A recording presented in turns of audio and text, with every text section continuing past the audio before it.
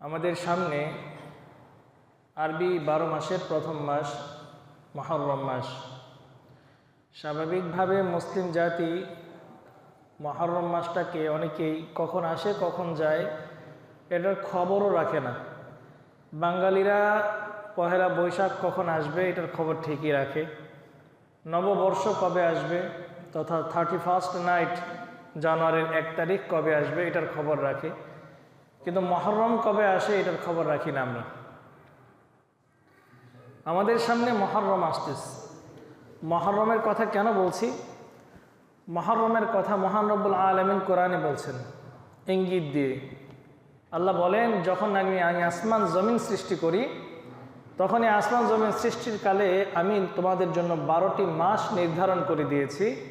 মিনহা আরবাআতুন হুরুম, তার মধ্যে সম্মানিত 4টি মাস আমি নির্ধারণ করেছি। 12টি মাসের মধ্য থেকে বাছাই করে 4টি মাস আমি নির্ধারণ করেছি।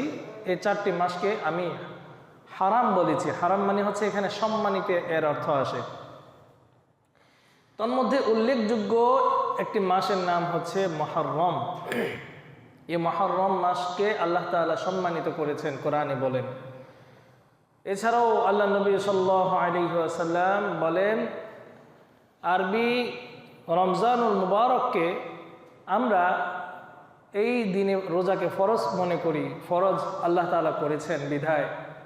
কিন্তু আল্লাহ রাব্বুল আলামিন রমজানুল মুবারককে, এই মাসকে রোজার ফরজ বিধান হওয়ার পূর্বে মুহররমের 10 তারিখ তথা আশুরার দিন রোজাকে আল্লাহ তাআলা ফরজ করেছিলেন। এই আশুরার রোজা উম্মতে মুহাম্মদের আগে থেকে ফরজ ছিল। এজন্য আল্লাহ নবী বলেন যে এই মাসকে আল্লাহ তাআলার মাস বলা হয়, শাহরুল্লাহিল মুহররম। এই মুহররম হচ্ছে আল্লাহর মাস, সম্মানিত মাস। এজন্য মুসলিমদের জন্য এই মুহররমকে কেন্দ্র করে কিছু ইতিহাস, ঐতিহ্য, কিছু মাসআলা মাসাইল জেনে রাখা কর্তব্য।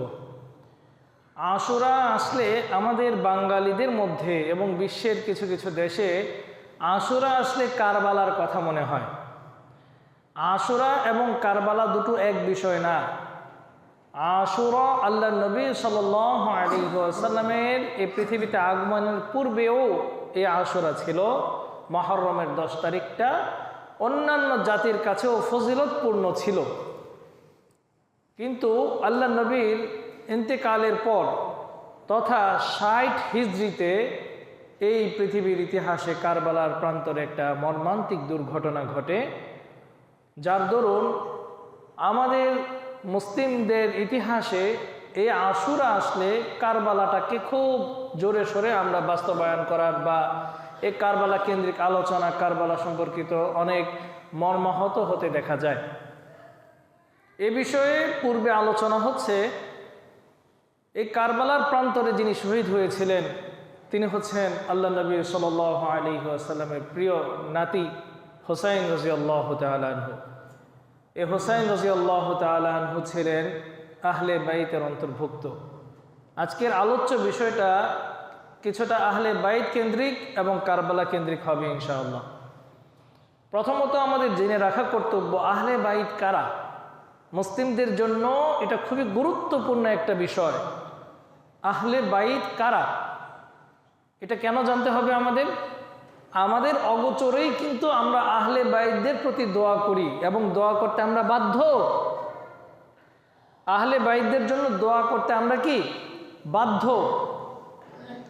আল্লাহ নবী সাল্লাল্লাহু আলাইহি ওয়াসাল্লাম যখন বিদায় হজের মৌসুমে বিদায় হজ থেকে যখন মক্কা থেকে যখন মদিনায় ফিরে আসেন, তখন গাদিরে গুম নামে একটা স্থান আছে। ওখানে এসে আল্লাহ নবী সাল্লাল্লাহু আলাইহি ওয়াসাল্লাম সাহাবাদেরকে নিয়ে খুব গুরুত্বপূর্ণ একটা ভাষণ দেন।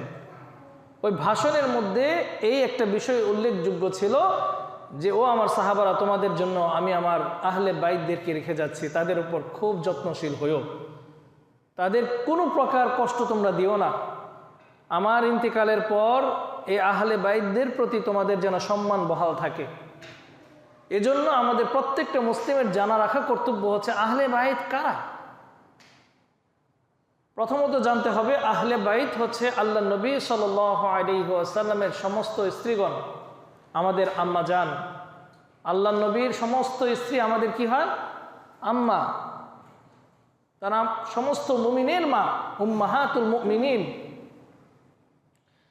আল্লাহ নবী সাল্লাল্লাহু আলাইহি ওয়াসাল্লামের স্ত্রী ছিলেন 11 জন। তারা প্রত্যেকেই ছিলেন আহলে বাইত। এই হচ্ছে একটা দিক, একটা বিষয়। আহলে বাইত হচ্ছে আল্লাহ নবী সাল্লাল্লাহু আলাইহি ওয়াসাল্লামের সমস্ত স্ত্রীগণ। 2 নম্বর হচ্ছে আহলে বাইত যারা নাকি আল্লাহ নবী সাল্লাল্লাহু আলাইহি ওয়াসাল্লামের বংশে জন্মগ্রহণ করেছে এবং ঈমান নিয়ে মৃত্যুবরণ করেছে। আল্লাহ নবী সাল্লাল্লাহু আলাইহি ওয়াসাল্লামের বংশীয় লোকদেরকেও আহলে বাইত বলা হয়। আমরা বাঙালিরা, কিছু কিছু বাঙালিরা শিয়াদের কিছু সংস্কৃতি পালন করতে গিয়ে আহলে বাইত বলতে আমরা বুঝি 5 জন মাত্র। শুধুমাত্র 5 জন ব্যক্তিকে আমরা আহলে বাইত মনে করি। তা হচ্ছে হযরত ফাতেমা, হযরত আলী, হযরত হাসান, হযরত হোসেন, আল্লাহ নবী সাল্লাল্লাহু আলাইহি ওয়াসাল্লাম। এই 5 জনকে মনে করি আমরা আহলে বাইত। মূলত তারা 5 জন আহলে বাইত নন, বরং আহলে বাইত হচ্ছেন আল্লাহ নবী সাল্লাল্লাহু আলাইহি ওয়াসাল্লামের বংশীয় যারা ছিলেন তারা সকলে আহলে বাইত।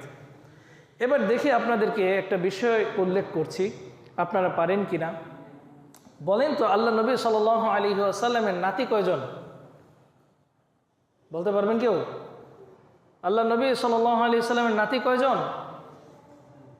অনেকে মনে করবেন যে হুজুর 2 জন, হয়তো হাসান এবং হোসেন। এরাই প্রসিদ্ধ ছিল। আমাদের মুসলিমদের জন্য জেনে রাখা কর্তব্য যে আল্লাহ নবী সাল্লাল্লাহু আলাইহি ওয়াসাল্লামের নাতি মাত্র 2 জন ছিলেন না। আল্লাহ নবী সাল্লাল্লাহু আলাইহি ওয়াসাল্লামের নাতি মোট 5 জন ছিলেন। মোট 8 জন ছিল। নাতি নাতকি অর্থাৎ নাতি ছেলে মেয়ে মিলিয়ে প্রায় 8 জন ছিলেন আল্লাহ নবী সাল্লাল্লাহু আলাইহি ওয়াসাল্লামের নাতি নাতকুর। এর মধ্যে আমাদের জেনে রাখা কর্তব্য আল্লাহ নবী সাল্লাল্লাহু আলাইহি ওয়াসাল্লামের মেয়ে কয়জন ছিলেন? 4 জন। ফাতেমা, উম্মে কুলসুম, জয়নাব, রুকাইয়া। এই 4 জন ছিলেন আল্লাহ নবী সাল্লাল্লাহু আলাইহি ওয়াসাল্লামের কন্যা। এই 4 জনই হচ্ছেন আহলে বাইতের অন্তর্ভুক্ত। উম্মে কুলসুমের ঘরে কোনো সন্তান জন্মগ্রহণ করে নাই।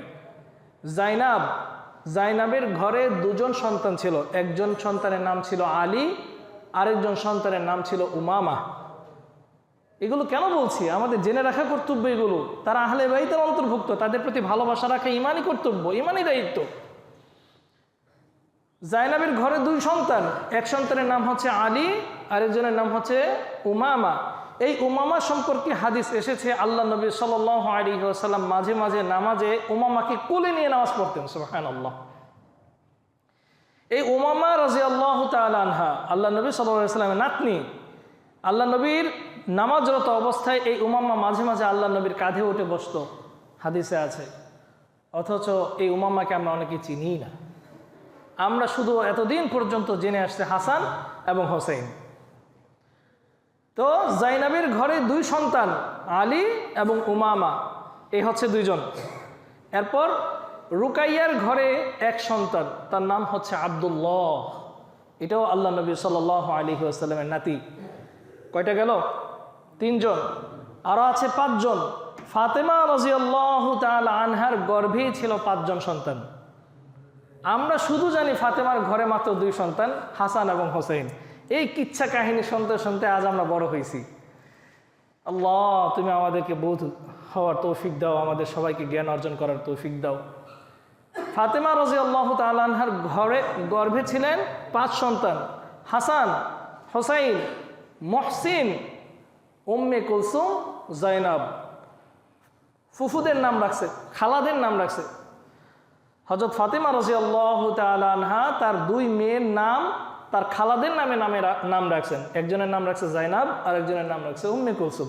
এই জয়নাব, উম্মে কুলসুম কিন্তু আল্লাহ নবী সাল্লাল্লাহু আলাইহি সাল্লামের মেয়ের নামও। তো ফাতেমার গর্ভে 5 সন্তান, হাসান, হোসাইন, মহসিন, জয়নাব, উম্মে কুলসুম। এরা প্রত্যেকেই ছিলেন আহলে বাইত। তাদের প্রতি আমাদের শ্রদ্ধা, ভালোবাসা রাখা কর্তব্য। মহসিন তিনি ছোটকালেই ইন্তেকাল করেছেন, এজন্য আমরা অনেকেই তাদের নাম শুনি নাই, জানি না। এগুলো কেন আলোচনা হচ্ছে? এটা এজন্য যে তাদের প্রতি ভালোবাসা, শ্রদ্ধা রাখা মুসলিমদের জন্য ইমানি দায়িত্ব। এটা আল্লাহ নবী সাল্লাল্লাহু আলাইহি সাল্লাম বলে গেছেন, এমনকি আমরা প্রত্যেকেই, আবারও বলছি, জানা অজানা সত্ত্বেও তাদের জন্য দোয়া করতে আমরা বাধ্য। আমরা প্রত্যেকেই নামাজে পড়ি আল্লাহুম্মা সাল্লি আলা মুহাম্মদ ওয়া আলা আলি মুহাম্মদ। এই যে ওয়া আলা আলি মুহাম্মদ বলছি, এই শব্দের অর্থ কি? প্রথম শব্দের অর্থ হচ্ছে আল্লাহুম্মা সাল্লি আলা মুহাম্মদ, হে আল্লাহ মুহাম্মদ সাল্লাল্লাহু আলাইহি ওয়াসাল্লামের উপর রহম বর্ষণ করুন, রহমত বর্ষণ করুন। 2 নম্বরে বলছি ওয়া আলা আলি মুহাম্মদ, এই আল মানে হচ্ছে আহলে বাইত। হে আল্লাহ, আপনি মুহাম্মদ সাল্লাল্লাহু আলাইহি ওয়াসাল্লামের পরিবার পরিজন যারা, আহলে বাইত যারা, তাদের উপরও রহমত বর্ষণ করুন। সুবহানাল্লাহ। অর্থাৎ আমাদের জানা সত্ত্বেও অথবা অজান্তেও আমরা তাদের জন্য দোয়া করতে বাধ্য। এবং এরা যে স্পেশাল, এটা আল্লাহ রাব্বুল আলামিন সূরা 22 নম্বর পারার প্রথম পৃষ্ঠাতে আল্লাহ তাআলা স্পষ্ট করে দিয়েছেন, ইন্নামা ইউরিদুল্লাহু লিইউযহিবা আনকুমুর রিজজা আহলাল বাইত। শব্দটা স্পষ্ট এসেছে কোরআনে, আহলাল বাইত। আল্লাহ বলেন যে আমি এই আহলে বাইতদেরকে পবিত্র করার জন্যে আমি ইচ্ছা পোষণ করেছি। আল্লাহ বলেন আমি তোমাদেরকে পবিত্র করে দিচ্ছি। আহলে বাইত যারা, তাদেরকে স্বয়ং আল্লাহ রাব্বুল আলামিন কর্তৃক তাদেরকে পবিত্র রেখেছেন। এজন্য তাদের প্রতি ভালোবাসা শ্রদ্ধা রাখা আমাদের মুসলিম উম্মার জন্য কর্তব্য। কিন্তু দুঃখজনক হলেও সত্য, এই বিশ্বের অধিকাংশ মুসলিমরা শিয়াদের এই কুপথা, শিয়াদের কিছু কুচক্রী, শিয়াদের ইতিহাস ঐতিহ্যকে আমরা মেনে নিয়েছি। তাদের ভাষ্যমতে শুধুমাত্র আলী, হাসান, হোসাইন, ফাতেমা, আল্লাহ নবী সাল্লাল্লাহু আলাইহি ওয়াসাল্লাম রাদিয়াল্লাহু তাআলা আনহুম আজমাইন, এদেরকে আমরা মনে করি আহলে বাইত। মূলত তারা আহলে বাইতের অন্তর্ভুক্ত অবশ্যই, শুধু তারাই না, বরং আমরা প্রত্যেকের প্রতি ভালো ধারণা রাখি। সমস্ত রাসূলের স্ত্রীগণ আহলে বাইত। কিন্তু শিয়ারা হযরত আম্মা জান আয়েশা সিদ্দিকা রাদিয়াল্লাহু তাআলা আনহাকে গালমন্দ করে, আবু বকরকে গালমন্দ করে, হযরত ওমর রাদিয়াল্লাহু তাআলা আনহুকে গালমন্দ করে। সমস্ত উম্মাহাতুল মুমিনিন যারা, তাদেরকে আহলে বাইত মনে করে না শিয়ারা। এজন্য খুব সতর্ক থাকব। প্রত্যেকটা আহলে বাইতের প্রতি আমাদের শ্রদ্ধা ভালোবাসা রাখা কর্তব্য। এবার আসি হযরত আলী রাদিয়াল্লাহু তাআলা আনহু, তিনিও যে আহলে বাইত এবং তার প্রতি শিয়াদের যে দুর্ব্যবহার, এটা কোত্থেকে শুরু হয়েছে এবং তার ইন্তেকাল কিভাবে হয়েছে। এই আশুরাকে কেন্দ্রটা, আশুরার যে তাৎপর্য, কারবালার যে ইতিহাস, এটা জানার জন্য আমাদের জানতে হবে আলী রাদিয়াল্লাহু তাআলা আনহুর জীবন কাহিনী থেকে। হযরত ওসমান ইবনে আফফান রাদিয়াল্লাহু তাআলা আনহুকে শহীদ করা হয়, নির্মমভাবে শহীদ করা হয়। তার শাহাদাতের পরপরই সমস্ত সাহাবারা একমত হয়ে হযরত আলী রাদিয়াল্লাহু তাআলা আনহুর হাতে বায়াত গ্রহণ করেন। তাকে খলিফাতুল মুসলিমিন হিসেবে, রাষ্ট্রপ্রধান হিসেবে তার হাতে হাত রেখে বায়াত গ্রহণ করে সমস্ত মুসলমানরা। খুব মনোযোগ দিয়ে বুঝেন, হযরত আলী রাদিয়াল্লাহু তাআলা আনহু যখন রাষ্ট্রপ্রধান হন, তখন সিরিয়ার গভর্নর ছিলেন আমিরে মুয়াবিয়া রাদিয়াল্লাহু তাআলা আনহু। আমিরে মুয়াবিয়ার চাচাতো ভাই ছিলেন হযরত ওসমান ইবনে আফফান। হযরত ওসমান ইবনে আফফান যখন হত্যা হয়, হযরত মুয়াবিয়া ওইখান থেকে শুনে তিনি ঘোষণা দেন, হে আলী, তুমি রাষ্ট্রপ্রধান হয়েছো, ভালো কথা, তোমার উপর আমি এখন পর্যন্ত বায়াত নিচ্ছি না যতক্ষণ পর্যন্ত তুমি আমার চাচাতো ভাই হযরত ওসমান ইবনে আফফানের হত্যার বিচার না করবা। এদিকে হযরত আলী রাদিয়াল্লাহু তাআলা আনহু চিঠির মারফতে হযরত আমিরে মুয়াবিয়ার কাছে লিখে দিলেন যে, হে আমিরে মুয়াবিয়া, এখন যদি আমি হত্যার বিচার করতে যাই, তখন সমাজের মধ্যে ফিতনা লেগে যেতে পারে। আগে আমি যে অন্তত রাষ্ট্রপ্রধান হয়েছি, আমাকে একটু ক্ষমতায় বসতে দাও, পরিস্থিতির একটু সামাল দিতে দাও, একটু সময় দাও। আমি বুঝি রাজনীতি, কিন্তু আমিরে মুয়াবিয়া এই কথাটা মানে নাই। আমিরে মুয়াবিয়া তার বিরুদ্ধে যুদ্ধ পর্যন্ত লেগে গেছে। আপনারা জানেন, ইতিহাস সাক্ষী, ইতিহাসে সিফিন নামক একটা যুদ্ধ হয়েছিল। এই যুদ্ধে একদিকে ছিল আমিরে মুয়াবিয়া আর আরেক দিকে ছিল হযরত আলী রাদিয়াল্লাহু তাআলা আনহু। দুজনেই জবরদস্ত সাহাবী। এই দুই দলই মুসলমান, দুই দলই সাহাবী। আল্লাহু আকবার। এভাবে যখন যুদ্ধে লিপ্ত হলো তারা, পরবর্তীতে একটা সন্ধির মাধ্যমে যুদ্ধ ক্ষান্ত হয়। আর এই যুদ্ধটা লাগাইছিল সাবিরি নামে একটা দল। আব্দুল্লাহ ইবনে সাবা, সে ছিল ইহুদির সন্তান। মুসলিমদের মাঝে নামধারী মুসলিম হয়ে ছদ্মবেশ ধারণ করে সে মুসলিমদের মধ্যে একটা কুন্দল, মুসলিমদের মধ্যে একটা দলাদলি সৃষ্টি করে। ওসমান হযরত মুয়াবিয়াকে একভাবে বুঝায় আর এদিকে আলীকে আরেকভাবে বুঝায়, এভাবে বুঝায় এই সিফিনের যুদ্ধটা তারাই সংগঠন করছে।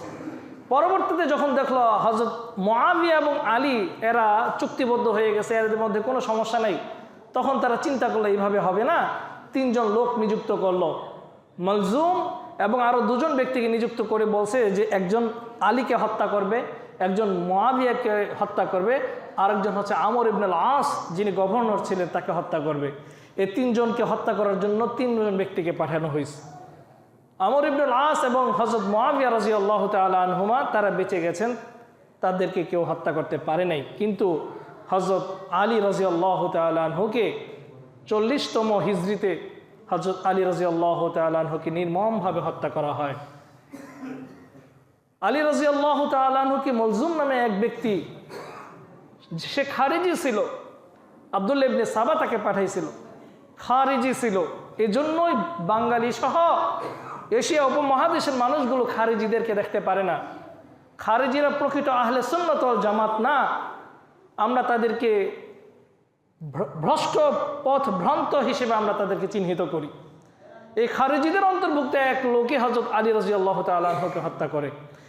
আলী রাদিয়াল্লাহু তাআলা আনহুর হত্যার পর হযরত হাসান হোসেন রাদিয়াল্লাহু তাআলা আনহুমা এই ব্যক্তিকে মৃত্যুদণ্ড দেয় এবং আলী রাদিয়াল্লাহু তাআলা আনহুকে মুসলিম কবরস্থ না করে, মুসলিমদের কবরে দাফন না করে ঘরের আঙিনায় কোনো এক জায়গায় হযরত আলী রাদিয়াল্লাহু তাআলা আনহুকে সসম্মানে কবর দেওয়া হয়। এই স্থানটা খুব মনোযোগ সহকারে বুঝছেন। আমাদের মুসলিমদের মধ্যে একটা ভ্রান্ত ধারণা হচ্ছে আলী রাদিয়াল্লাহু তাআলা আনহুকে হত্যার পর ওটের পিঠে এভাবে তার লাশটাকে ছেড়ে দেওয়া হয়েছিল, নাউজুবিল্লাহ। এটা তো ভ্রান্ত, অবশ্যই ভ্রান্ত একটা ধারণা। আপনি কখনো আপনার বাবার মৃতদেহটাকে কিভাবে ছেড়ে দিবেন? এটা সম্ভব? যেখানে হযরত হাসান এবং হোসেন রাদিয়াল্লাহু তাআলা আনহুমা জীবিত, তারা জীবিত জবরদস্ত সাহাবী, তারা আল্লাহ নবী সাল্লাল্লাহু আলাইহি ওয়াসাল্লামের আপন নাতি, তারা কি কখনোই আলী রাদিয়াল্লাহু তাআলা আনহুর লাশটাকে এভাবে ছেড়ে দিবে? সম্ভব? এটা সম্ভবই না। বরং তারা সসম্মানে তাকে দাফন করছেন, কাফন দিয়ে দাফন করে দিয়েছেন ঘরের আঙিনায়। কেন ঘরের আঙিনায় দিলেন? কারণ তারা ভয় পাইছিল যে আলী রাদিয়াল্লাহু তাআলা আনহুকে যদি মুসলিম কবরে দাফন করা হয়, এই খারেজি লোকগুলো এতই খারাপ যে আলী রাদিয়াল্লাহু তাআলা আনহুর লাশটাকে কবর থেকে উঠায় তারা এটার উপর খুব জঘন্যতম কাজ করবে অথবা তাকে অপমান করবে। এই ভয়ে হযরত আলী রাদিয়াল্লাহু তাআলা আনহুকে এই ঘরের আঙিনায় দাফন করা হয়। কিন্তু শিয়াদের একটা দল এভাবে ছড়ানো শুরু করলো যে না, এই আলী রাদিয়াল্লাহু তাআলা আনহুর লাশটাকে ওটের ওপর চড়িয়ে ছেড়ে দেওয়া হয়। পরবর্তীতে এই লাশ নাজাফ নামে এক স্থানে ফেলে দেওয়া হয়, ওইখানেই তার কবর হয়। আশ্চর্যের বিষয় হচ্ছে, আপনারা এখন যদি সার্চ দেন, গুগলে সার্চ দেন, গুগল ম্যাপে সার্চ দিয়ে দেখবেন ইরাকের নাজাফ নামে এক স্থানে এখন আলী রাদিয়াল্লাহু তাআলা আনহুর নামে একটা মাজার আছে। গুগলে সার্চ দিয়ে দেখবেন, এত চমৎকার মাজার তারা করছে। বর্তমানে আপনারা যারা মদিনায় গিয়েছেন, আল্লাহ নবী সাল্লাল্লাহু আলাইহি ওয়াসাল্লামের রওজা মুবারকে, আল্লাহ নবী সাল্লাল্লাহু আলাইহি ওয়াসাল্লামের মসজিদ নববীর আশেপাশে যত সুন্দর ছাতির ব্যবস্থা করা হয়েছে, ইলেকট্রিক ছাতি, মনোমুগ্ধকর একটা পরিবেশ। নাজাফ জায়গায় আলী রাদিয়াল্লাহু তাআলা আনহুর মাজারকে কেন্দ্র করে একটা আজগবি মাজার। এখানে আসলে আলী রাদিয়াল্লাহু তাআলা আনহুর কোনো কবরই নাই, কিন্তু এই শিয়ারা এখানে আলী রাদিয়াল্লাহু তাআলা আনহুর একটা নামে মাজার তৈরি করছে। এত টাকা খরচ করছে তারা, ওই জায়গাটাকে দেখলে আপনি অবাক হয়ে যাবেন। অনেক বড় একটা এরিয়া নিয়ে তারা একটা মাজার তৈরি করছে। শিয়ারা মনে করে এখানে আলী রাদিয়াল্লাহু তাআলা আনহুর কবর। এই কবরটা তৈরি হয়েছে হযরত আলী রাদিয়াল্লাহু তাআলা আনহুর ইন্তেকালের 300 বছর পর। 300 বছরের আগ পর্যন্ত কেউ এ কথা বলতে স্বীকার যায় নাই যে নাজাফে হযরত আলী রাদিয়াল্লাহু তাআলা আনহুর কবর আছে। হযরত আলীর ইন্তেকালের 300 বছর পর নাজাফ জায়গায় আলী রাদিয়াল্লাহু তাআলা আনহুর মাজার তৈরি করা হয়েছে। নাউজুবিল্লাহ, এখানে আলী রাদিয়াল্লাহু তাআলা আনহুর কোনো কবরই নেই, অথচ ইতিহাস বিকৃত হয়ে গেছে। এখন তাদের দোষ দিয়ে কি হবে? বাংলাদেশেও তো এগুলো কম না। বাংলাদেশ তো দূরের কথা, সৌদি আরবেও এরকম সমস্যা। সৌদি আরবের জেদ্দায় যারা গিয়েছেন, জেদ্দায় মাকবারায়ে হাওয়া নামে একটা কবরস্থান আছে। মাকবারায়ে হাওয়া, অর্থাৎ বড় অক্ষরে লেখা আছে, গোটা গোটা অক্ষরে আরবিতে মাকবারায়ে হাওয়া, মানে হচ্ছে হযরত হাওয়া আলাইহিস সালাতু ওয়াস সালামের কবর এখানে। আমি তো অবাক, নামাজ পড়ে দেখলাম যে আমাদের মা হযরত আদম আলাইহিস সালাতু ওয়াস সালামের স্ত্রী হাওয়ার কবর এখানে জেদ্দায়। আমি অবাক হয়ে গেলাম। কবরে গিয়ে কবর জিয়ারত করলাম, এবং কবর জিয়ারতের পর এলাকাবাসী যারা ছিল সৌদির, তাদের সাথে কথোপকথন করার পর জানতে পারলাম আসলে তারাও বলতে পারে না এখানে কিসের হাওয়ার কবর। এই কবর তাদের কয়েক যুগ আগে মাত্র এখানে একটা আবিষ্কার হয়েছে, হাওয়া নামে একটা কবর দেওয়া হয়েছে। কিন্তু তারা এটা সম্পূর্ণভাবে অস্বীকার যাচ্ছে এটা সেই হাওয়া না যে হাওয়াকে আমরা মা বলে দাবি করি, যে হাওয়া হযরত আদম আলাইহিস সালাতু ওয়াস সালামের সম্মানিত স্ত্রী। তো কার দোষ দিব আমরা? এরকম অসংখ্য অগণিত জায়গায় নামে বেনামে কবর হচ্ছে, আর ইতিহাস এভাবে বিকৃত হচ্ছে। তো মুহতারাম হাজিরিন, এগুলো না দেখে আমরা তাদের প্রতি সম্মান রাখবো, শ্রদ্ধা রাখবো, ভালোবাসা রাখবো, তাদের আদর্শে আদর্শবান হব। যাই হোক, আলী রাদিয়াল্লাহু তাআলা আনহুর ইন্তেকালের পর হযরত হাসান রাদিয়াল্লাহু তাআলা আনহু, আলী রাদিয়াল্লাহু তাআলা আনহুর খেলাফত ওনার হাতে ন্যস্ত হয়। তার হাতে সবাই বায়াত গ্রহণ করে, এবং তিনি মাত্র 6 মাস পর্যন্ত খেলাফতের দায়িত্ব পালন করে তিনি সহ তার ভাই হুসাইন রাদিয়াল্লাহু তাআলা আনহু হযরত মুআবিয়া রাদিয়াল্লাহু তাআলা আনহুর হাতে বায়াত গ্রহণ করেন, এবং বললেন যে আমার এই দায়িত্ব মুআবিয়ার হাতে অর্পণ করলাম। এভাবে তার এই দায়িত্ব অর্পণ করার মাধ্যমে আল্লাহ নবী সাল্লাল্লাহু আলাইহি ওয়াসাল্লামের একটা ভবিষ্যৎবাণী প্রমাণ হয়। হযরত আল্লাহ নবী সাল্লাল্লাহু আলাইহি ওয়াসাল্লাম একদিন হাসান রাদিয়াল্লাহু তাআলা আনহুর দিকে ইঙ্গিত করে বলেন, হাদা ইবনি, আমার এই সন্তান অর্থাৎ আমার এই নাতির দ্বারা আমার সমাজে মুসলিমদের মধ্যে একটা বড় ফিতনার সমাধান হবে। কিভাবে? যে আমার এই হাসান সে তার দায়িত্বটাকে সম্পূর্ণ আরেকজনের উপর ন্যস্ত করে ফিতনাকে সমাধান করে দিবে। তাই হয়েছে। হযরত হাসান রাদিয়াল্লাহু তাআলা আনহু মুআবিয়ার হাতে রাষ্ট্রের দায়িত্ব দিয়ে তিনি নিজে সরে পড়লেন, এবং এভাবে প্রায় 20 বছর পর্যন্ত চমৎকারভাবে মুসলিমদের মধ্যে শাসন কার্য পরিচালিত হয়েছিল। যখন নাকি হিজরির 60 হয়ে গেছে, হাসান রাদিয়াল্লাহু তাআলা আনহুর ইন্তেকাল হয়ে গেছে, হোসাইন রাদিয়াল্লাহু তাআলা আনহু মাত্র বেঁচে আছেন। ওদিকে আমিরে মুআবিয়া খুব দুর্বল অবস্থা, মৃত্যুর দ্বার প্রান্তে চলে গেছে। তখন তিনি চিন্তা করলেন যে আমার ইন্তেকালের পর এই শাসনভার কার হাতে ন্যস্ত করব। তার ইন্তেকালের আগ মুহূর্তে তিনি খেয়াল করে দেখলেন তার সন্তান ইয়াজিদ সে রাষ্ট্রের ভার দায়িত্ব অর্পণ করতে পারবে, এরকম তার ছেলেটা উপযুক্ত হয়েছে। তিনি কি করলেন? তিনি তার মত অনুসারে মনে করলেন ইয়াজিদি এটার ভারপ্রাপ্ত, ইয়াজিদি এটার অধিকার প্রাপ্ত। তাই তিনি ইয়াজিদের কাছে চিঠি লিখে হস্তান্তর করলেন রাষ্ট্রের দায়িত্ব। এভাবে হযরত মুআবিয়া রাদিয়াল্লাহু তাআলা আনহুর ইন্তেকাল হয়ে যায়। মুআবিয়ার ইন্তেকালের সময় ইয়াজিদ মুআবিয়ার কাছে ছিল না। যখন ইয়াজিদ আসলো, শুনলো তার বাবা মৃত্যুর আগে তার হাতে এই সম্পূর্ণ দায়িত্ব অর্পণ করছে, তখন সে নিজের দায়িত্বকে গ্রহণ করে মুসলিম উম্মার কাছে চিঠি প্রেরণ করা শুরু করলো যে আমি আজ থেকে এই মুসলিম উম্মার রাষ্ট্রপ্রধান, খোলাফায়ে মুসলিমিন। এভাবে যখন সবার কাছে ছড়ানো শুরু করলো, তৎকালীন সময়ে হযরত হাসান, আব্দুল্লাহ ইবনে ওমর, আব্দুল্লাহ ইবনে আব্বাস, আব্দুল্লাহ ইবনে আবু বকর রাদিয়াল্লাহু তাআলা, জুবাইর রাদিয়াল্লাহু তাআলা, বিখ্যাত বড় বড় সাহাবী তখন জীবিত ছিলেন। তারা যখন শুনতে পাইল যে মুআবিয়ার ইন্তেকালের আগে ইয়াজিদের হাতে রাষ্ট্রের দায়িত্ব দিয়ে গেছে, তারা এটা মানতে পারল না।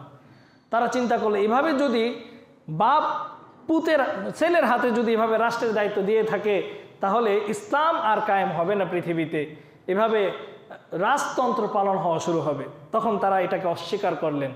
স্বয়ং হযরত হাসান রাদিয়াল্লাহু তাআলা গুরুতরভাবে অস্বীকার করলেন। একটা জিনিস আপনাদেরকে বোঝানোর জন্য বলছি, ইসলামে আল্লাহ নবী সাল্লাল্লাহু আলাইহি সাল্লাম অধিকাংশ জায়গায়, আল্লাহ নবী অনেক জায়গায় বলছেন সাবধান, তোমরা রাষ্ট্রের বিরুদ্ধ হইও না, বিদ্রোহ করো না, রাষ্ট্রপ্রধানকে মেনে নাও। স্বয়ং কোরআনে পর্যন্ত আল্লাহ তাআলা বলছেন আতি আল্লাহ ওয়া আতিউর রাসূল ওয়া উলিল আমরি মিনকুম, রাষ্ট্রপ্রধান যিনি হবে তার বিরুদ্ধাচরণ করো না, বিদ্রোহ করো না, বিদ্রোহীরা মুসলমান না, এরকম অনেক হুমকি ধমকি কোরআনে এবং হাদিসে আছে। এখন প্রশ্ন হলো, হযরত হাসান, এটা হুসাইন রাদিয়াল্লাহু তাআলা আনহু কি এই হাদিস জানতেন না? আব্দুল্লাহ ইবনে ওমর জবরদস্ত আলেম, আব্দুল্লাহ ইবনে আব্বাস বড় মুহাদ্দিস ছিলেন মুসলিম উম্মার জন্য। তারা কি হাদিস জানতেন না? জানা সত্ত্বেও তারা কেন অস্বীকার করলেন ইয়াজিদের হাতে বায়াত নিতে?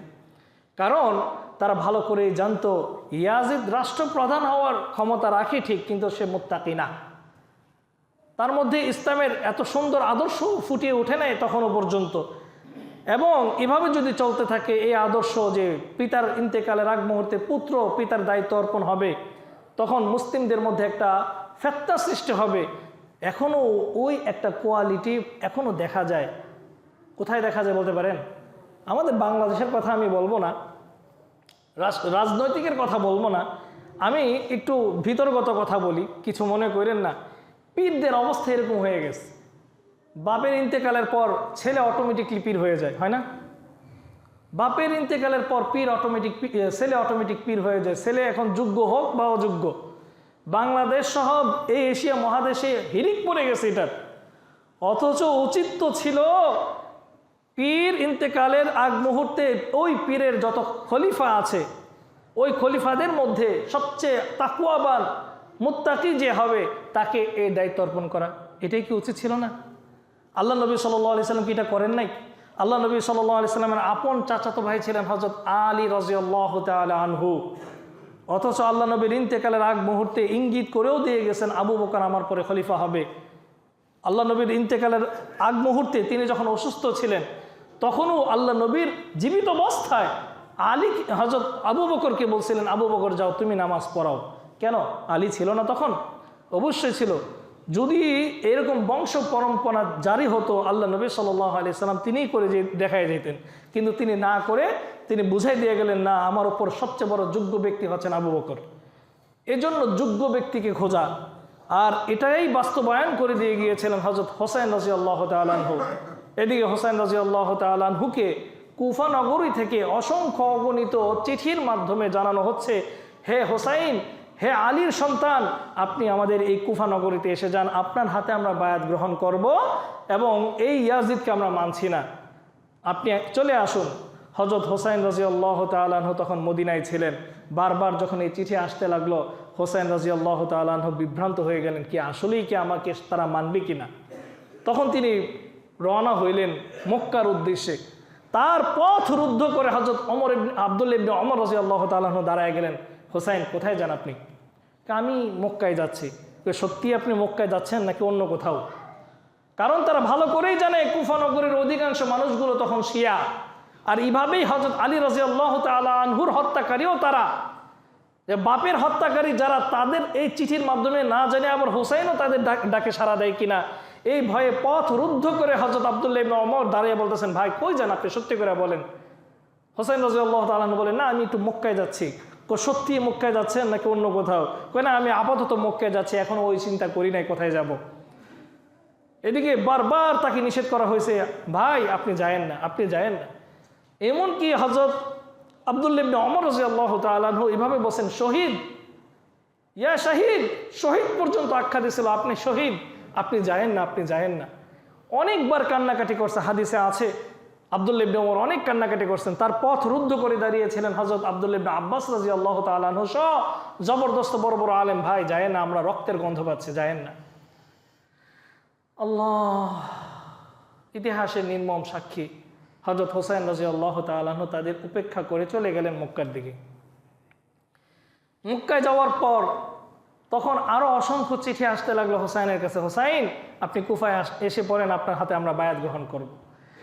যখন একের পর এক চিঠি আসতে লাগলো তখন তিনি চিন্তা করলেন, তার চাচাতো ভাই মুসলিম ইবনে আকিল তাকে পাঠাইলেন, যাও তো আসলে ঘটনা সত্য নাকি একটু দেখে আসো, তুমি কুফায় যাও, মানুষগুলোকে আসলে আমাকে চাচ্ছে কিনা এটা দেখে আসো। তখন মুসলিম ইবনে আকিল তার পক্ষ হয়ে কুফা নগরীতে যায় এবং দেখলো যে সত্যি হোসাইন রাদিয়াল্লাহু তাআলা আনহুর প্রতি তাদের ভালোবাসা আছে, এবং কি প্রায় 20,000-এর অধিক মানুষ হযরত মুসলিম ইবনে আকিলের হাতে হাত রেখে হোসাইন রাদিয়াল্লাহু তাআলা আনহুর পক্ষে বায়াত নিছে। কথাটা বুঝেন? তৎকালীন সময়ে মুসলিম ইবনে আকিলের হাতে হাত রেখে সবাই হোসাইনের পক্ষে বায়াত নিছে, যে হোসাইনকে বলেন আসতে, আমরা এই যে দেখুন আপনার হাতে হাত রাখছি, হোসাইনের পক্ষে, আমরা হোসাইনের উপর আমরা বায়াত গ্রহণ করলাম। যখন এভাবে বায়াত নেওয়া শুরু করলো, মুসলিম ইবনে আকিল চিঠি লিখলো, হোসাইন ঘটনা সত্য, আপনি এবার রওনা হতে পারেন।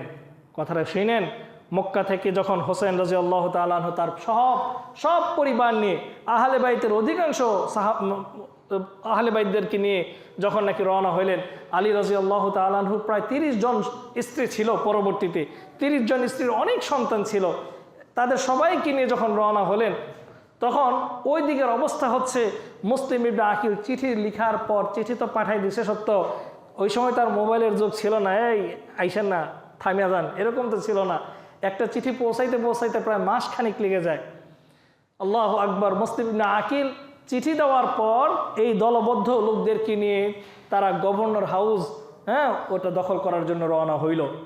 যখন নাকি গভর্নর হাউস রওনা হইল ওটাকে দখল করার জন্য, তখন তৎকালীন সময়ে ইয়াজিদ যখন দেখলো যে না, তার অবস্থা খারাপ, তার রাজ্যের অবস্থা খারাপ, বিদ্রোহীরা একদম ক্ষেপে উঠেছে, তখন তিনি চিন্তা করলেন এই কুফা নগরের যে গভর্নর ছিল তার মন মানসিকতা খুব ভালো ছিল, তিনি তাৎক্ষণিকভাবে ওই কুফার গভর্নরকে বরখাস্ত করে ওইখানে একজন সবচেয়ে স্বৈরচারক যে জিয়াদ, উবাইদুল্লাহ ইবনে জিয়াদ, তাকে পাঠাইলো যে তুমি গভর্নরের দায়িত্ব নাও। উবাইদুল্লাহ ইবনে জিয়াদ যখন নাকি গভর্নরের দায়িত্ব পাইছে, তখন বসরা এবং কুফা নগরের দুই এলাকার দায়িত্ব পাইছে এই উবাইদুল্লাহ ইবনে জিয়াদ। এই উবাইদুল্লাহ ইবনে জিয়াদ যখন নাকি দায়িত্ব পাইল, তখন কঠিনভাবে বলল সাবধান, ইয়াজিদের বিরুদ্ধে যে অস্ত্র ধরবে তার খবর আছে। এভাবে যখন নাকি রাষ্ট্রীয় এলান চালু করে দিল, তখন আস্তে আস্তে মুসলিম ইবনে আকিলের সাথে যারা নাকি বায়াত নিছিল হোসাইনের পক্ষে, তারা আস্তে আস্তে পিছনে সরতে লাগলো।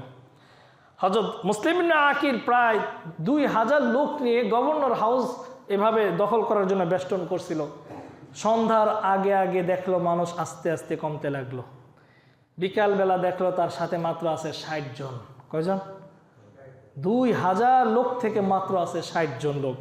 তিনি চিন্তায় পড়ে গেলেন, আয় হায়, তারা তো আমাদের সাথে বিশ্বাসঘাতকতা করলো।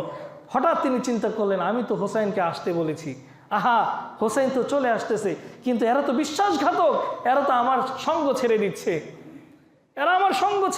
তিনি সাথে সাথে আরেকটা চিঠি লিখে পাঠাইলেন, যাও তাড়াতাড়ি হোসাইনের কাছে চিঠি নিয়ে যাও, তাকে বলো সাবধান কুফাতে যেন না আসে, কুফাতে যেন হোসেন না আসে, তাড়াতাড়ি চিঠি পাঠাই দিলেন। কিন্তু ইতিহাসের নির্মম পরিহাস, ভাগ্যের নির্মম পরিহাস, হোসাইন রাদিয়াল্লাহু তাআলা আনহু তার দলবল নিয়ে যখন নাকি কারবালার প্রান্তরে এসে যায়, ওই সময়ে উবাইদুল্লাহ ইবনে জিয়াদের দলবল নিয়ে হযরত হোসাইন রাদিয়াল্লাহু তাআলা আনহুর সমস্ত বাহিনীকে তারা গ্রেফতার করে। এটা তো আমরা সবাই জানি, হোসাইন রাদিয়াল্লাহু তাআলা আনহু কোনো তলোয়ার নিয়ে, কোনো ঢাল তলোয়ার নিয়ে যুদ্ধের জন্য তিনি রওনা হন নাই। তিনি এসেছিলেন কুফা নগরীর চিঠি পেয়ে। এই জন্য একটা চমৎকার গজল আছে না, মুঝে কুফা ওয়ালো মুসাফির না সমঝো, মে আয়া নেহি হো বুলায়া গিয়া হে। হে কুফা নগরী, তুমি আমাদেরকে মুসাফির মনে করো না, আমি তো আসতে চাই নাই, তোমরা আমাকে আনাইছো, তাই না? তোমরা আমাকে আনাইছো, আমি তো আসতে চাই নাই, হাজারো চিঠি আসছে, এই জন্যই তো আমি আসছি তোমাদের কাছে। যাই হোক, এরপরের ইতিহাস আপনারা সবাই জানেন। হযরত হোসেন রাদিয়াল্লাহু তাআলা আনহুকে গ্রেফতার করা হইলো। ওইদিকে মুসলিম ইবনে আকিল সন্ধ্যার পর 60 জন যে ছিল, এই 60 জনও চলে গেছে। এই সমস্ত প্রতারকের দল, এরাই হচ্ছে শিয়া। এই প্রতারকের দল সবাই চলে গেছে, হযরত মুসলিম ইবনে আকিল শুধুমাত্র ছিল। তখন তিনি চিৎকার করে কেঁদে কেঁদে বলছেন, হাই হোসাইন, হাই হোসাইন, এরা তো তোমার আর আমার সাথে প্রতারণা করছে। এরকম প্রতারক মুসলিম এখনো আছে, আপনাকে একদম উতলাই দিবে যে উঠেন, চলুন আমরা বিদ্রোহ করি। কিন্তু যখন নাকি মাঠে নামবেন, দেখবেন আস্তে আস্তে সব পেছন থেকে চলে গেছে। হয় না এরকম? আছে এখনো মুসলিমদের মধ্যে এরকম দল। আর হোসাইন রাদিয়াল্লাহু তাআলা আনহু যে কাজটা করেছিলেন, এটা আমাদের জন্য বড় এক শিক্ষা, এটা আমাদের জন্য বড় এক বাস্তবতা, যে আমাদের সময়েও যদি আমাদের রাষ্ট্রপ্রধান ইসলাম বিরোধী কোনো কাজ করে, যে নাকি রাষ্ট্রের জন্য উপযুক্ত না, যে নাকি রাষ্ট্রের বিরুদ্ধে কোনো হস্তক্ষেপ করার চিন্তা করে, ইসলামের বিরুদ্ধে হস্তক্ষেপ করার চিন্তা করে, মদ জুয়ার আসর বসানোর চিন্তা ভাবনা করে, যখন নাকি পতিতালয়ের জায়গা দেওয়া শুরু করে, মদের লাইসেন্স দেওয়া শুরু করে, সুদের লাইসেন্স দেওয়া শুরু করে, তখন আমাদেরও এরকম বিদ্রোহী হওয়া উচিত। এটাই হচ্ছে হোসাইন রাদিয়াল্লাহু তাআলা আনহুর শিক্ষা। আমরা ততক্ষণ পর্যন্ত আমাদের রাষ্ট্রপ্রধানকে মানব যতক্ষণ পর্যন্ত রাষ্ট্রপ্রধান ইসলামের পক্ষে থাকবে। যখনই দেখব রাষ্ট্রপ্রধান ইসলামের বিপক্ষে চলে যাচ্ছে, হজকে নিয়ে কটূক্তি করা শুরু করছে, রাসূলকে নিয়ে কটূক্তি করা শুরু করবে, তখন আমরা চুপ থাকবো না। এটাই আমাদের হোসাইন রাদিয়াল্লাহু তাআলা আনহুর শিক্ষা। নয়তো হোসাইন রাদিয়াল্লাহু তাআলা আনহু কি এমন দায় পড়েছে তিনি বিদ্রোহ করবেন? যাই হোক, আমরা এই কারবালার ইতিহাস অনেকেই জানি। হোসাইন রাদিয়াল্লাহু তাআলা আনহুকে নির্মমভাবে শহীদ করা হয়েছিল কারবালার ময়দানে। এই ক্ষেত্রে আমরা যে ফিনিশিংটা দিচ্ছি তা হচ্ছে উবাইদুল্লাহ ইবনে জিয়াদের নেতৃত্বে হযরত হোসাইন রাদিয়াল্লাহু তাআলা আনহুকে শহীদ করা হয়েছিল। নিঃসন্দেহে উবাইদুল্লাহ ইবনে জিয়াদ সে জাহান্নামের কীট হবে, জাহান্নামের কীট হবে। আমরা তাকে মন থেকে ঘৃণা ভরে আমরা তাকে ঘৃণা করি, কিন্তু যে বিষয়টা আমাদের বোধগম্য হওয়া উচিত, ওই সময়ে প্রেসিডেন্ট ছিল আমিরে মুয়াবিয়ার সন্তান ইয়াজিদ। ওই ইয়াজিদ যখন শুনতে পাইল হযরত হোসাইন রাদিয়াল্লাহু তাআলা আনহুকে নির্মমভাবে হত্যা করা হয়েছে, তখন ইয়াজিদ এর কোনো পদক্ষেপ নেয় নাই, উবাইদুল্লাহ ইবনে জিয়াদকে সে কোনো শাস্তি দেয় নাই। এই জন্য আমরা আহলে সুন্নাত ওয়াল জামাতের আকীদা হচ্ছে ইয়াজিদকেও আমরা ঘৃণা করি, ইয়াজিদকেও কি করি আমরা? ঘৃণা করি। এই জন্য ইয়াজিদের নাম শুনলে কেউ রাদিয়াল্লাহু তাআলা আনহু বলবে না। ইয়াজিদের জন্য কোনো দোয়া নাই। ইয়াজিদের বিষয়টা সম্পূর্ণ আল্লাহর উপর ন্যস্ত করা হইলো, আল্লাহই ভালো জানেন সে কেমন। যদিও ইয়াজিদ সরাসরি মাঠে ছিল না, মাঠে ছিল উবাইদুল্লাহ ইবনে জিয়াদ, আর তাকে আমরা ঘৃণা করে প্রত্যাখ্যান করি, আল্লাহ তাআলা তাকে জাহান্নামে পাঠায় দেখ। এমনকি সত্যি এরকমই হয়েছিল, তাকে এমন নির্মমভাবে হত্যা করা হয়েছিল, পরবর্তীতে তার লাশটাকে পর্যন্ত কেউ ছুঁয়ে দেখে নাই। কাকে? এই উবাইদুল্লাহ ইবনে জিয়াদকে, যার নেতৃত্বে হযরত হোসাইন রাদিয়াল্লাহু তাআলা আনহুকে শহীদ করা হয়েছিল। সর্বশেষ কথা হচ্ছে এই ইয়াজিদকে আমরা পছন্দ করি না, কিন্তু ইয়াজিদের বাবা ছিলেন হযরত আমিরে মুয়াবিয়া, তিনি জবরদস্ত একজন সাহাবী ছিলেন, তিনি অবশ্যই সম্মানিত একজন ব্যক্তি, তাকে অস্বীকার করার কোনো জো নেই। মুহতারাম হাজরিন, আজকের এই আলোচ্য বিষয় হচ্ছে আহলে বাইতদের সম্পর্কে। হোসাইন রাদিয়াল্লাহু তাআলা আনহু, হাসান রাদিয়াল্লাহু তাআলা আনহু এবং সমস্ত আহলে বাইত যারা আল্লাহ নবী সাল্লাল্লাহু আলাইহি ওয়াসাল্লামের বংশীয় যারা ছিলেন, তাদের প্রতি শ্রদ্ধা, ভালোবাসা, ভক্তি আমাদের প্রত্যেকটা মুসলিমের জন্য রাখা কর্তব্য। এখন আহলে বাইতের লোক আছে নাকি নাই, এই একটা শেষ প্রশ্ন। হ্যাঁ, এখনো পর্যন্ত আহলে বাইতের লোক পৃথিবীতে আছে, কিয়ামত পর্যন্ত থাকবে। বাংলাদেশে আছে কিনা আল্লাহ ভালো জানেন। আমরা তো অনেকে মনে করি কুরাইশি, সিদ্দিকি, আব্বাসি নাম যোগ করে দিলেই মনে করি যে মাশাআল্লাহ সে আহলে বাইতের অন্তর্ভুক্ত। এরকম বাংলাদেশে অনেক লোক আছে নামের শেষে আব্বাসি লাগায়, নামের শেষে কুরাইশি লাগায়। আল্লাহ ভালো জানেন। তবে যদি নিসবত ঠিক থাকে, বংশ পরম্পরা যদি আল্লাহ নবী সাল্লাল্লাহু আলাইহি ওয়াসাল্লাম পর্যন্ত কেউ বলতে পারে যে না এই বংশ পরম্পরায় এই লোকটা আব্বাসি, কুরাইশি, সৈয়দ বংশের লোক, তাহলে তাকে আমাদের শ্রদ্ধা এবং ভালোবাসা রাখা কর্তব্য, এবং নিজেদের চেয়ে তার প্রতি অধিক শ্রদ্ধা রাখা উচিত, সম্মান রাখা উচিত। যেটা হযরত আবু বকর সিদ্দিক রাদিয়াল্লাহু তাআলা আনহু বলে গেছেন। তিনি বলেন, আমি আমার জীবনের চেয়েও বেশি প্রাধান্য দেই আহলে বাইতদের লোকদের ওপর, আমি আমার জীবনের চেয়েও বেশি প্রাধান্য দিই আহলে বাইতদের লোকদের ওপর। তাই এই হাদিস থেকে আমাদেরও শিক্ষা নেওয়া উচিত। যদি কখনো শুনতে পাই আহলে বাইতের লোকদের সাহায্যের প্রয়োজন, তখন নিজেদের জীবন বাজি রেখে আহলে বাইতদের সাথে সম্পর্ক রাখা, কারণ আমাদের প্রত্যেকের দোয়ার মধ্যে আহলে বাইত অন্তর্ভুক্ত। আল্লাহ তাআলা আমাদের সবাইকে কথার উপর বোঝার, আমল করার তৌফিক দান করুন। ওমা আলাইনা ইল্লাল বালাগ।